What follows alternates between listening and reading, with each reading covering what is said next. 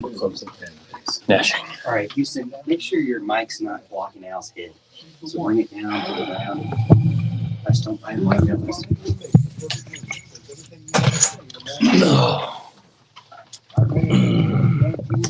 Hi, I'm Houston Brent. You might know me from the Morgan Thomas Show. Ramona, can you hear me? Yes. Ramona, can you hear me? Yes. Perfect. Can you hear me? Yes. Okay. I'm going to use the bathroom. Okay. Thank you for telling us, Morgan. Thanks for letting me know. Yeah. Is it number 1 or number 2? Come on. Is it coming out all right? Good? We're all right there, bud? I just want to know how much time I have. All right. Let's see if I can get in here. And welcome to the Morgan Thomas Show. All right. Morgan's out of office right now. Al, Well, somebody's calling me. talking to me? No, I think he's just getting set up. Show the world what your character is made of, because character is invisible until it's not. Find out how you can strengthen the character of your community alongside empowered veterans, families in the wrong, and inspired civilians at travismanion.org. travismanion.org. Okie dokie. I am in. All right, we're going to hit refresh in Twitter and right. All right. Can you hear me, Al? Oh, I can hear you. Okay. Oh, we're good.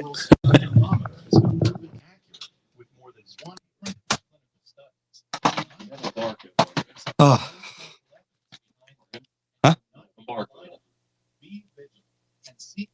You're still okay. I take them off except for Morgan's, so I can start. All right. Yeah. You still got a minute and a half. Minute and a half. All right. Let me get on here.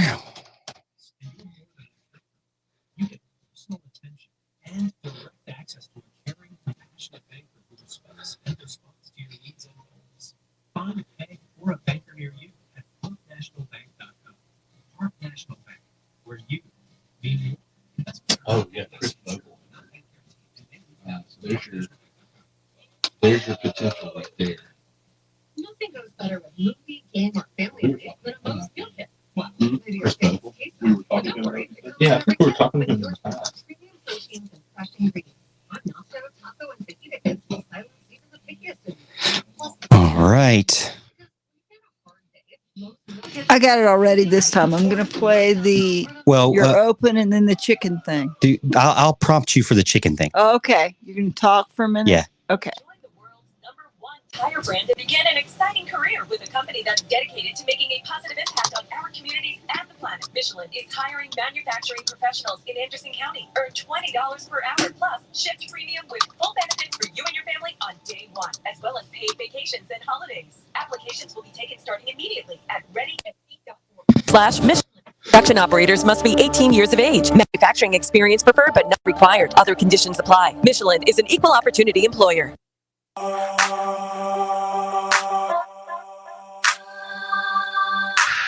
Hey, Clemson fans, it's time for the Morgan Thomas Show, live on the Roar. Authentic opinions, detailed game analysis, in-depth recruiting coverage, and more. Now, here's your host, Morgan Thomas.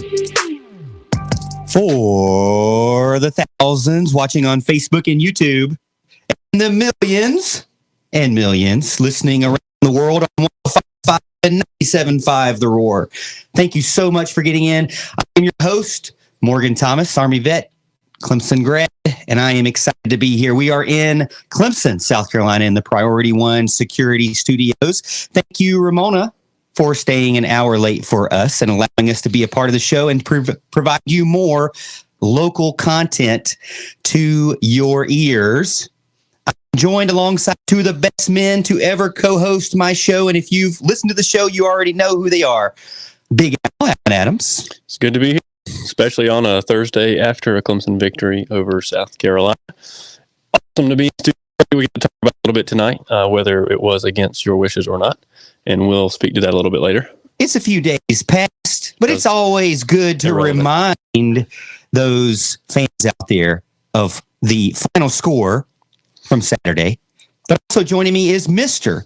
Houston Burnett. Welcome to the show. Yeah, thanks for cutting me off on the and millions piece. I was going to do it. I'd like to have that little delay in there I wanted to decide on kind of the tone I wanted to set. Oh, okay. Well, thanks, Morgan. Yeah, that's why we don't prep before the show, so things like that can happen. But thank you for getting it. Yeah, exactly. Again, thank you for getting in. Whether you're watching on Facebook or YouTube, you get a behind-the-scenes look of what it's like to be a celebrity here at 105.5 The Roar. Even though Ramona's not in the picture, we should actually turn the no. Yeah, she's like shaking your head, Ramona. No, you don't want to be on the table. Right now, she's hitting the table, saying no. Never mind, no Ramona. But you get to see us, which maybe is not as exciting as Ramona. But you get to see it behind the scenes over on Facebook and YouTube if you follow the Roar there or the Morgan Thomas Show. And again, listening on 105.5 and 97.5 The Roar. Thank you so much. We got a lot to talk about. Big time coaching moves coming up, but also some nervousness from the Clemson fans as far as the coaching situation. And but we do want to start the show off. We have a short show because it's going to be Clemson women's basketball tonight, and we'll get into a little bit of that. But we have a short show, so we wanted to start by just reminding you of what it's like after you lose a game on Saturday. If you're a Gamecock fan, welcome to the show, to the Gamecocks. Ramona? Bark, bark,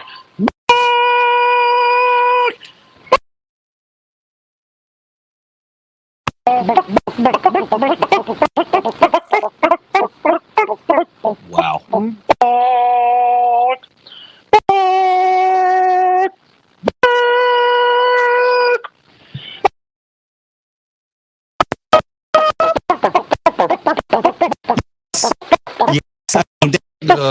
My dad told me about that song. Do we consider the 2022 Gamecock intro 2001? The new version. I like this version a lot better because it's a bunch of clucking chickens there. But I appreciate Ramona you playing that for me. 30-0. A shutout in Columbia.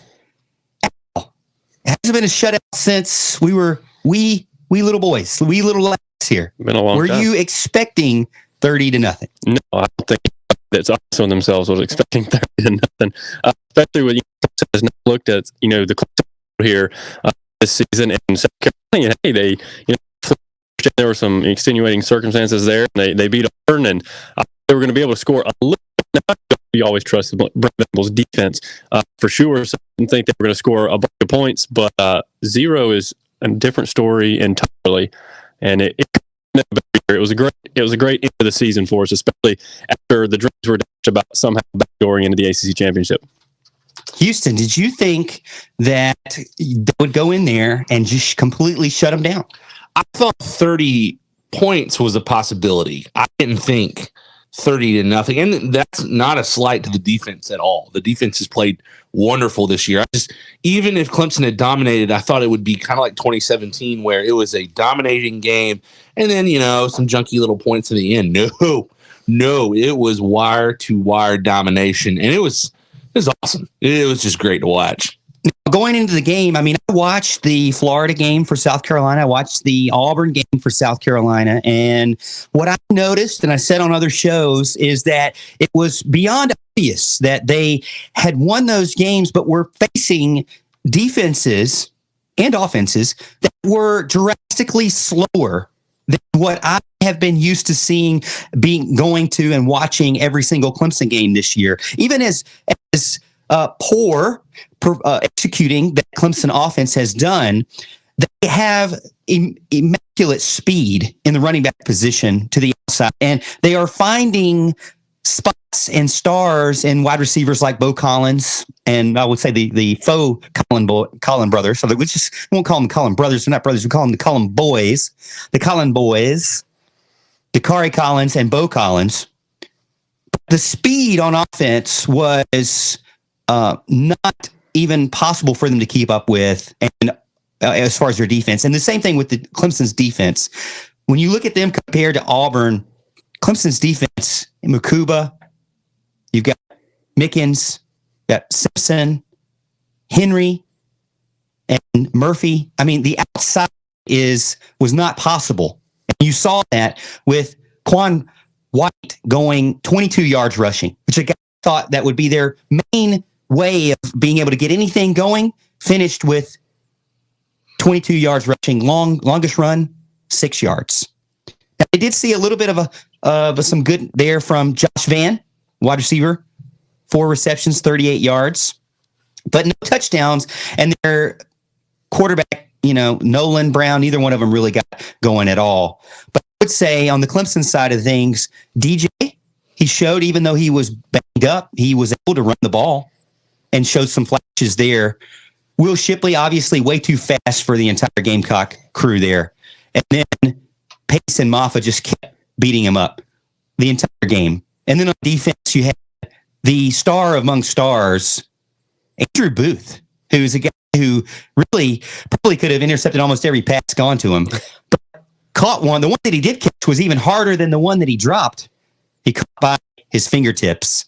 And it was a great showing from Clemson's defense, Clemson's offense. Not only that, KJ Henry was great. I'm going to miss him if he didn't stay. And BT Potter, 3 for 3, 49-yard field goal. One he snuck in right in the bottom corner. And then 3 for 3 on extra points as well. Overall, and I'll start with you. Who were your stars of the game? What did you like the most from the 30-0 shutout? Well, I gotta tell you, the defense was obviously the star of the show. I mean, nothing. Andrew Booth was incredible. As a matter of fact, he had 2 interceptions, both of which were much harder than the first one he dropped, which probably could have gone for 6. But he did an incredible job. Yeah, we're gonna miss him next year for sure. As far as offense is concerned, I mean, the running backs, all of them did a great job for sure. So Shipley, the only thing we have to work on with Shipley is for him to be able to stay upright. He likes to slip a lot. I think we need to get him some deeper cleats, maybe. This guy, superstar written all over him, and you can see that for sure. He constantly follows his quick cuts, great vision. Making something out of nothing. He's done that all season long. He's going to continue to do that. I actually thought Pace deserved a few more carries than he got because he looked great as well. He had a long touchdown run. I don't know if it was 30 yards, something like 34 yards, and it looked just great. Of course, Maffa had the one at the end, so it was exactly what I was thinking was going to happen. The offensive line came out, established the run, and just bullied South Carolina, which is something we've been looking for a lot this year, but it's been really difficult due to the cohesion, the injuries, and having to run a different lineup out there every week. They start then at the end of the season, and it's kind of, you start to think, and we have this offensive line and playing that way from the beginning. Yeah, I will fully agree with everything that Al just said. I think thinking back to Andrew Booth, the only 2 parts of the game that I'm like, man, there should have been points there was the dropped interception. I think Booth wanted that back. And then the questionable 4th down call is that the only play throughout the game where, I don't know why you did. I guess I get it. You wanted to draw them offside. You thought you could, but it was 4th and 2. You've been running the ball for 7 yards to carry on. Just, I think it's like 4th and 1. Yeah, 4th and 1. So you've run it down their throats the entire game. Yeah. Just get on the line, run the ball, and instead of 30-0, it should be 37, maybe even with a pick 6, 44-0. Beggars can't be choosers. 30-0 is great. I love it, but that was the only real head scratcher of the night. I thought it was a great display of dominance, winning the 7th in a row against the Gamecocks. And, there's some are saying that they could even meet up with the Gamecocks again in the bowl game. I don't know if I necessarily want that, but it would be kind of nice to beat them twice, considering you didn't play them last year. And I know you guys picked on me a lot for saying, oh, it's not that big a deal.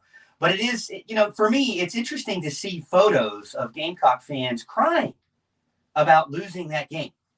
I don't understand why it was even an idea that you were going to win that game. I'm looking at the one of the best defenses in the nation, and an offense that really doesn't have a ton of weapons.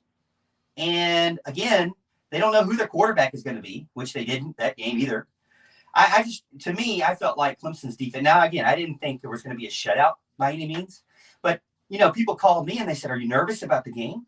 And I don't normally, I don't get nervous as much anymore. When it comes to playoff games, I get very nervous.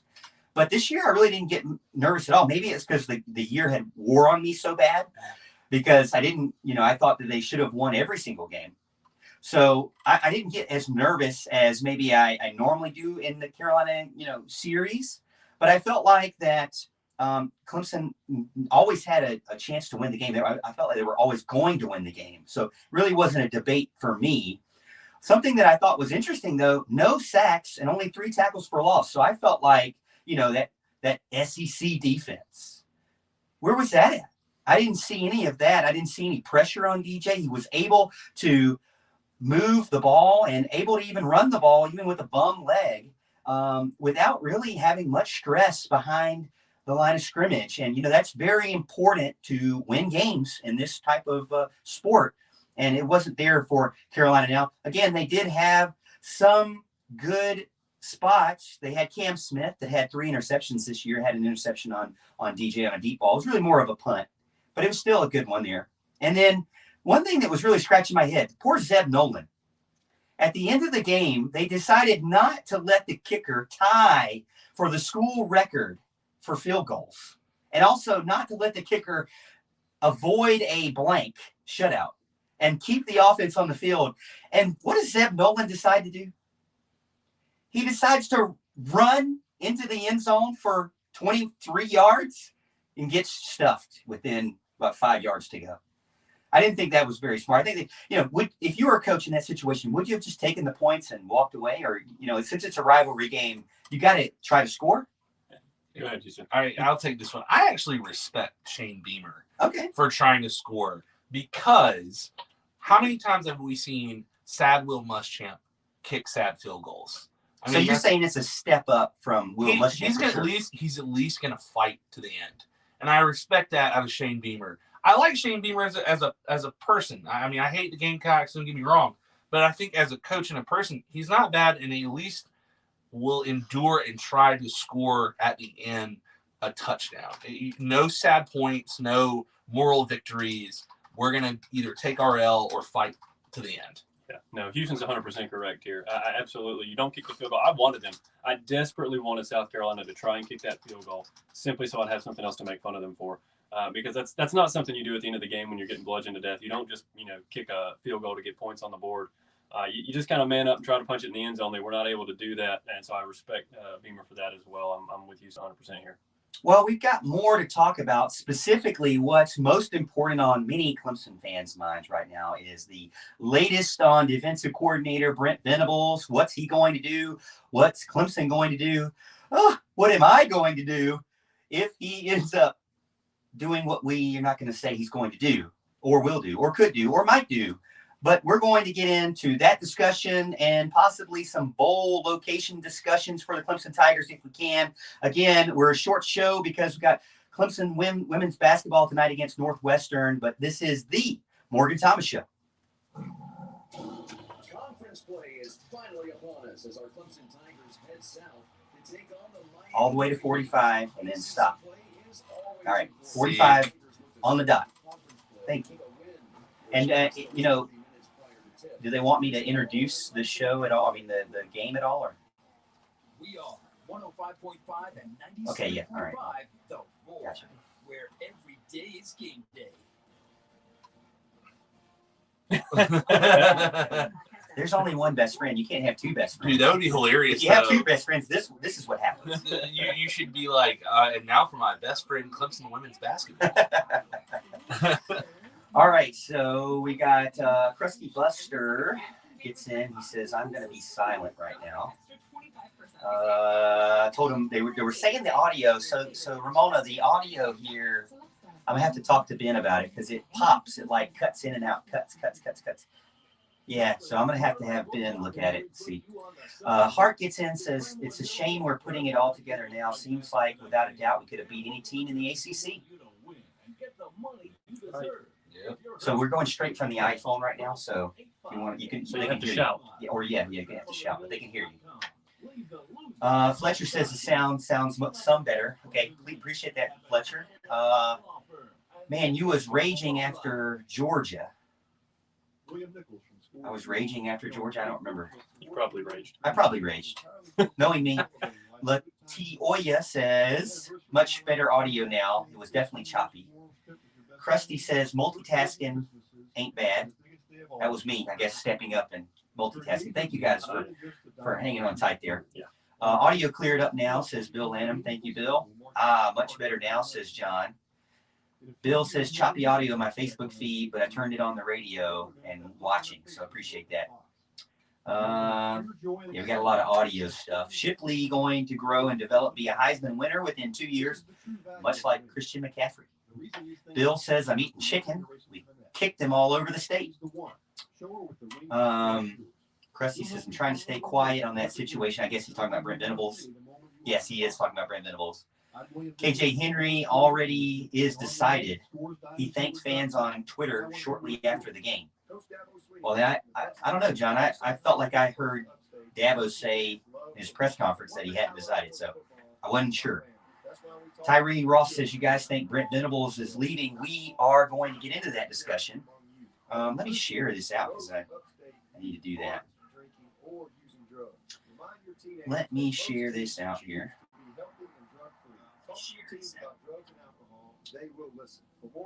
So that others can join us.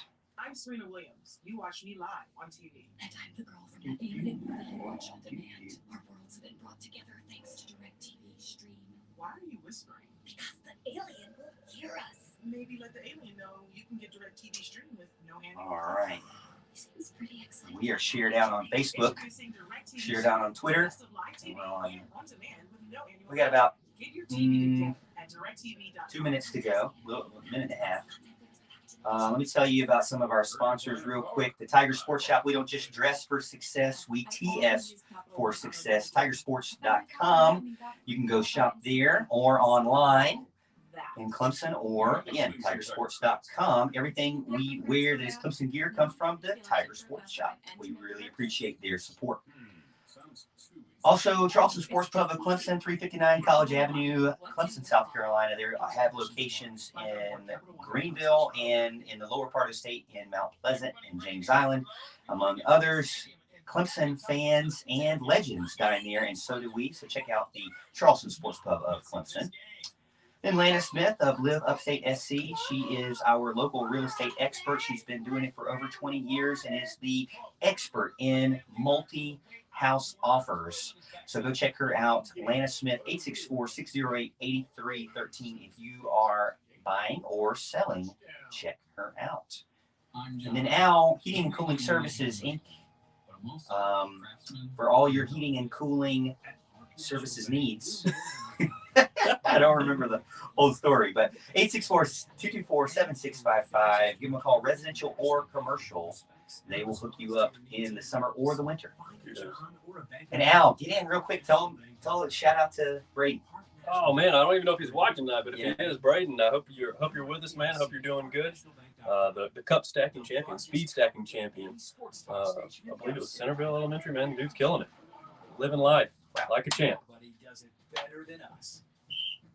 We're 105.5 and 97.5, where every day is game day.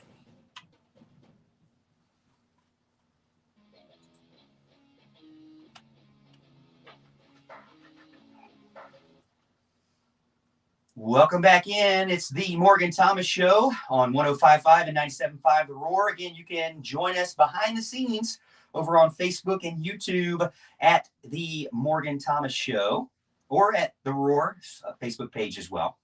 And then you can follow me on Twitter at the Morgan T Show and stay up to date. I like to tweet throughout the day and talk all things Clemson. Again, this is primarily a Clemson show, but we'll talk about anything college football.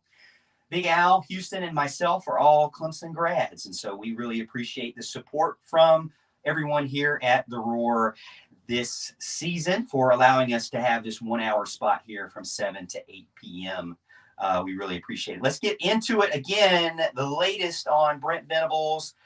What would Clemson do without Brent Venables at the defensive coordinator spot? It would be a sad day for all Clemson fans around I believe that he is one of the best defensive coordinators in the nation, if not the best.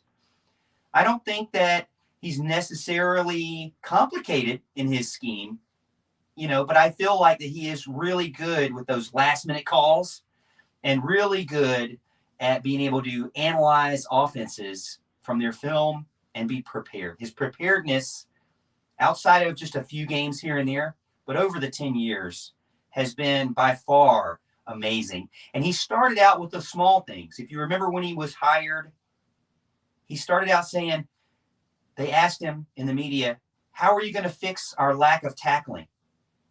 And Brent Venables said, I'm not going to fix the poor tackling. I'm going to fix the footwork, because the footwork is the problem with the poor tackling. The angle of attack, the angle of approach is the problem with the poor tackling. So I got to fix the fundamentals first. We'll start from there and work our way out. Now, include that in some amazing recruiting. He's already on the recruiting trail for next season and even into 2023. But you've got to give some props to Brent Venables and what he has been able to do for the Clemson Tigers defense and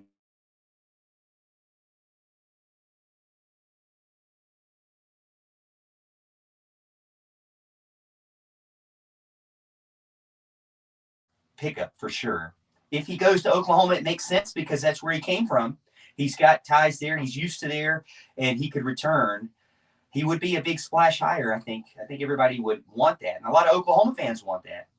Al, we'll start with you. Your thoughts on Brent Venables, his ability to bring success to the program, and what you think where he'll go. Well, first of all, don't ever call him one of the best defensive coordinators on the planet. He is the best defensive coordinator on the planet. Plain and simple. I love this guy. I mean, he's done nothing but amazing things for Clemson football. There's literally only two things that have ever bothered me about Brent Venables. One of which is when we're not ready at the snap, when we play against fast-paced teams. And the other is anytime he decides to rush three. I absolutely despise rushing three, ever. It almost never works out. I don't care if it's 3rd and 15. If you don't rush 4, somebody gets open eventually. And but he does that very little. I mean, you know him. You used to call him Blitz Venables. Oh, Blitz Venables is his thing. That's what I call him. And that's okay. I love it. I love dialing up the pressure. I love putting the pressure on the quarterback to make a quicker decision. And it's worked nothing but wonders for Clemson football over the years. So major thank you to him for being here, and hopefully he's here for years to come. Because I really don't know anything about where he may go. As a matter of fact, I don't know that anybody knows if he is going to take that Oklahoma job or not, or if maybe another school comes calling for him as well. I'm sure they will. It's one of those, will it be one he would accept, I guess would be the question there. But yeah, I mean, Oklahoma makes sense. Of course, like you said, that's where he came from. He's got the ties there. I think it would make a lot of sense. Oklahoma's not really a job you turn down necessarily, but is he their number one candidate? I don't really know. I'm not really sure, but all I can tell you is I hope to see him in Clemson Orange next season and for many seasons to come. Well, I like to tweet out the opposite so that I can kind of put that out there and maybe plant some negative seeds in some of the Oklahoma fans. So my tweet was, why would you want a head coach that needs a get-back coach? I mean, that's kind of embarrassing. I mean, really. It's great for a defensive coordinator, but do you really want your head coach having some other grown man pull him off the sideline? No, you don't want that. So it's best, Oklahoma fans, to just leave him where he be. Leave him be. Let him be a defensive coordinator. No, I am just kidding. I mean, all in jest. I think that Brent Venables, whatever may happen, he deserves it. If he stays here, he deserves to be happy here. If he goes there, he deserves to be happy there. I would not want him to go to a yearly rival team. I would not want to see play against him very much because I'd be worried about our quarterback. But I do feel like that he deserves it for sure, and he's a great person and coach. And I look forward to seeing what will happen. Eventually, it will happen. Houston, if it ever did happen, do you in your opinion, do you immediately hire from within, like say maybe Mike Reed or Mickey Kahn, Todd Bates, Ski? No, Coach Ski? No. You don't. You're just immediately saying no. No, I'm saying no, and that's nothing against any of the guys on staff. I just don't think you replace just because they're around Brent Venables, and Brent Venables is one of the best minds in all of football, pro, college. The way that he schemes out, that doesn't necessarily mean that it's going to rub off on anybody on staff in that nature. And that's not a knock. Maybe it does. But I think there's names out there that, and I think Coach Sweeney knows this, that there are names. You're not going to replace Brent Venables. Like, Brent Venables don't grow on trees. Like, we can all agree on that. But you can at least mitigate that by getting someone who's known, has a known scheme. I think that Brent Venables and Dabo Sweeney have elevated this program. So no matter what the coordinator is, defensive, offensive coordinator, Clemson's going to have options, a lot more so than just having to promote from within. And I think that's going to be something they need to think about. You need fresh ideas. You need people who can come in and help Clemson adapt with the time. And I think if Brent Venables does go, this is the time to do that. Same with Tony Elliott as well. YouTube viewer gets in. Krusty Buster says if he doesn't leave now, then that means he'll stay forever. Al, do you agree? No, I don't. I really don't. I mean, I guess it depends. I mean, is he turning down Oklahoma? Is that what he means by that? Because I don't think he's turning down Oklahoma. But if they don't offer him the job, then who knows what job he'll take. Kansas State is another one out there that he's been, talked about with before. So who knows whether that happens or not. But it just depends on what he wants. Does he want to be a head coach or doesn't he? And he's kind of made it clear from what I've understood this whole time that he wants to be a head coach eventually. Maybe he leaves when Tyler leaves. I'm not really sure what's in the mind of Brent Venables. All I'll tell him is stay. Well, Tyler Venables is going to be an upcoming junior, and then he'll be a senior. So he really has 2 years to go. Now, the problem is the transfer portal, which Walt kind of got in on this, and it just really kind of gives me a little bit of a concern because of the way what we have created, the monster that has been created with the transfer portal and with high-profile coaches up and leaving, a la Lincoln Riley. That situation kind of just hurt me. I mean, emotionally, it's not what I want to see with college football. I do not want to see a coach leave and then completely gut his team. I mean, Oklahoma now is caught with losing a ton of recruits for next year, guys getting in the portal immediately in this year's class, or guys that are seniors or juniors that are just getting out. It's going to be difficult to repair the damage that has been done by Lincoln Riley.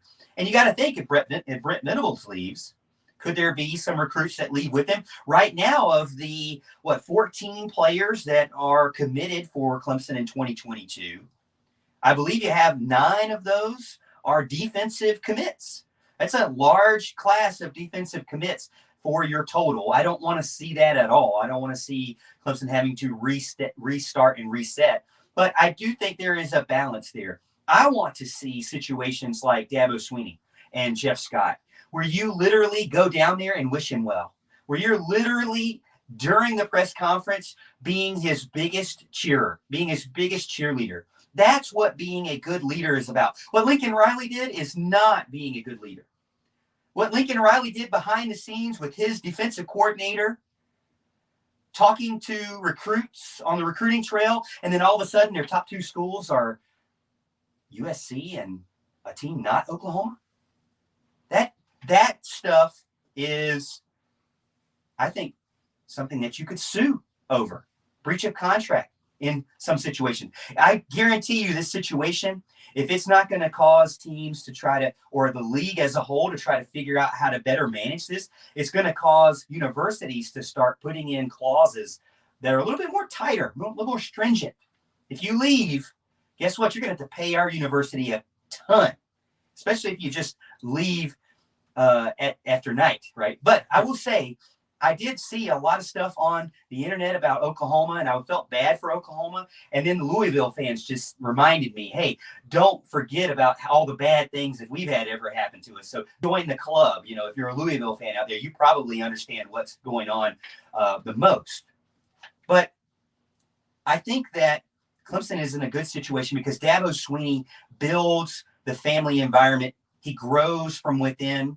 And it's weird. At the beginning of the season, fans were knocking it. Oh, they keep getting from within. It's nepotism. They keep promoting guys that are Clemson guys. We need outside thoughts. We need to think outside the box. We need new ideas. I get that. I'm not knocking that. I'm saying that with that also comes a lack of loyalty. You get guys that have no ties to the university at all. hey, you're already seeing it with the portal. Players have no loyalty to the school at all. One free pass, let's get out of here. It's worse than free agency because there is no contract involved, really. The first transfer is free. And so it hurts the school, hurts roster management. I don't know. It's hard as a coach to manage your roster. And then you add in losing a head coach or defensive coordinator, taking those recruits with them, maybe even taking some graduate assistants with them like Jeff Scott did. Now, those were welcome promotions, but you do want to see some promotions. You do want to see these teams promote. I'm seeing people in the chat saying, hey, we want to see people promote like Tony Elliott. We want to see Tony Elliott go to Virginia. That would be a great spot. You know, Dabo Sweeney is friends with Bronco Mendenhall. He's friends with Tony Bennett. Maybe there's some ties there where those guys up there in Virginia say, hey, Dabo, who's next in line? And maybe Tony Elliott. Maybe that's a good spot. Al, what do you think? You think that these openings that are coming up that might actually be a good situation to pass the torch on to the coordinator to have their shot, like to Tony Elliott? Sure. I don't see why not. As a matter of fact, me and Houston have said on this show several times that we think Tony Elliott is probably going to be a better head coach and an offensive coordinator. I fully believe that, and I still believe that to be the case. And again, it's not that he's a bad offensive coordinator. I just have a different philosophy of how the game should go than he does. And so I disagree with a lot of his calls on the field, but hey, as long as Clemson's scoring points, I really don't care if our philosophies align. As long as we're beating Alabama 44-16 in national championships, I don't care if our philosophies align. It's when we have a season like this where I think, some fresh ideas on offense could help when it becomes more of an issue to me. But yeah, I think Tony Elliott would be great there. Yeah, and look, I know some people will laugh at this, but Virginia is an option, but I also think Duke would be a good spot for Tony Elliott. I know that everybody. I don't know how. I don't feel Duke. Well, you might not feel it. Chad Morris interviewed for Vanderbilt. That's true. Chad Morris interviewed for Vanderbilt. Duke's a better job to me than Vanderbilt. And I mean, you have an opportunity to go in there, find a bunch of unknowns, a bunch of unknown coordinators who want to experiment and make a unique game, a unique offensive approach, a unique defensive approach. You have that ability to do so because the expectations at Duke may not be as high as someone like Virginia Tech, which I was talking to Morgan off air. I don't like the hire Virginia Tech made. I just don't like it. I think if Tony Elliott ended up at Virginia or Duke, he probably would have more success than the hire that they just made at Virginia Tech. And that's because you have more opportunities to experiment and try something new at both of those places. My standpoint with the coaching tree is I think Dabo's coaching tree could improve. I think that you always get this talk about Nick Saban's coaching tree. And I feel like that Dabo Sweeney's coaching tree could be also that amazing or even more amazing. I think that if you start seeding ACC schools, football schools that actually take it serious and put money into their football program, like seeding them with Tony Elliott. Now, I feel like Brent Venables is so high up that he probably seeds somebody like an Oklahoma in this case. But somebody like a Tony Elliott who could easily go to another school in the ACC and perform at a high level and maybe even turn them around in some cases, I think it would be a good thing for the entire conference. I know the SEC fans, that's what they love to tout is the conference. And I know ACC fans don't necessarily do that. It's all about Clemson and nobody else. And I get that. But I'm kind of tired of hearing, well, Clemson plays nobody. And it would be kind of nice to have Dabo Sweeney be that guy where it's like, oh man, none of his assistant coaches can beat him. That's a little bit of a swagger there that adds to your school. Now it's like, man, nobody can beat Alabama. Not only can nobody beat Alabama, but even people that were bred and raised in Alabama can't beat Alabama. And I think that even adds to the mystique of the dynasty there. And I think that Clemson can do that as well. But I also see the value of the loyalty there and being able to build up the program. Do I think that Clemson should go if they have to with someone internally? I actually do. I feel like that the next man up for me, I'd have to give a hard look to Mike Reed or Todd Bates. I see Todd Bates on Twitter, and he is that type of guy that is your rah cheerleader, leadership guy. He's always thinking of leadership acronyms, and I love them all. And I think that he is preparing himself for the next level. Now, some people have said, go back and get Marion Hobby. Now, I like Marion Hobby. I think he was a good recruiter too. But it seems like he's just always tempted with the NFL for me. So that kind of scares me there. But I do like him. Any thoughts on those guys? Well, I'm interested to hear Houston's thoughts because I saw him shaking his head when he said Marion Hobby. I think that's, to me, that would be a good hire for Dabo. You made a great point though, as far as he seems to always have the itch for the NFL, and that's fine. I don't know if you could do something to kind of alleviate that, with some more cash or whatever it may be. Maybe he's decided the NFL's not for him, and he wants to come back to Clemson. I don't really know, but I think that'd be a phone call I would make for sure. I just know that, I can't. This is unverified. This is just scuttlebutt that I've heard. I don't know if necessarily the relationships that he had with players when he left was all that great, and I don't know. Maybe it was great, and that's just been blown out of proportion. I'm wrong. I'm not in the program. I just want to put that disclaimer there. But I don't know. I mean, I feel like it's better to get someone outside of the program with a fresh perspective. And I'm not saying Todd Bates would be bad or Mike Reed would be bad, or maybe you have a process of creating a co-defensive coordinator with one of those two guys with another voice. I just think that you're replacing an irreplaceable part. And, the old adage goes, the sequel is not always great as the first movie.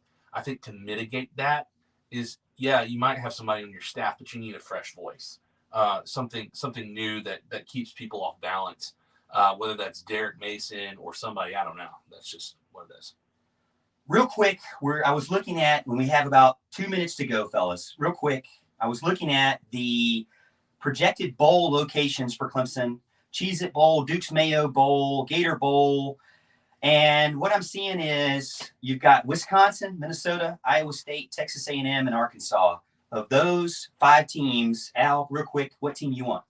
Well, I actually heard them talk about this on Qualk and Kelly shows that they don't want any more Texas A&M. See, I like the Texas A&M. I like to play an SEC team. I like to beat an SEC team, and I think Texas A&M carries a little more cachet. Give me either Iowa State or Wisconsin. I'd love to just beat up on a Big 10 or a Big 12 team and get a 10th win. I actually am going to go with Arkansas because I used to date a girl from Arkansas. She was cross-eyed. We never could see eye to eye. You shared a name. And she also was seeing somebody on the side. I don't know what was going on with that. But again, we appreciate everybody getting in on the Morgan Thomas Show over on Facebook and YouTube. We appreciate you listening on 105.5 and 97.5 The Roar. And coming up next is Northwestern Wildcats versus the Clemson Tigers, the Lady Tigers. Delisha Washington, 0-0, and the Lady Tigers head in their matchup against the Wildcats. They're both, the Wildcats are 4-3, and Clemson is 4-2.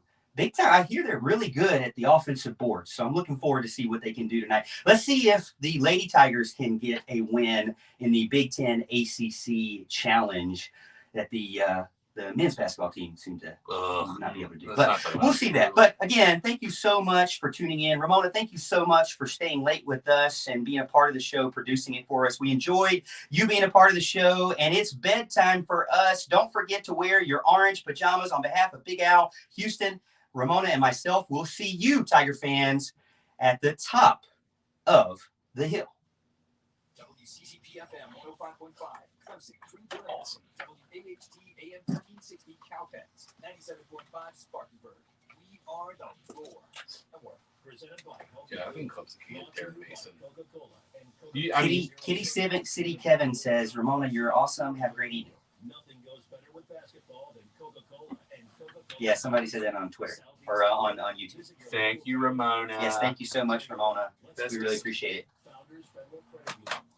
Still gotta wipe everything down. All right. I do. Usually, but that's just, I usually do. I ain't trying to give away that Omicron. Your number one source for all things Clemson athletics. And now, let's head to the broadcast booth with William Falkenbush. Real talk though, Al, who would you see if Tony Elliott left being an OC? Your opinion, who would be the OC? It's Little John.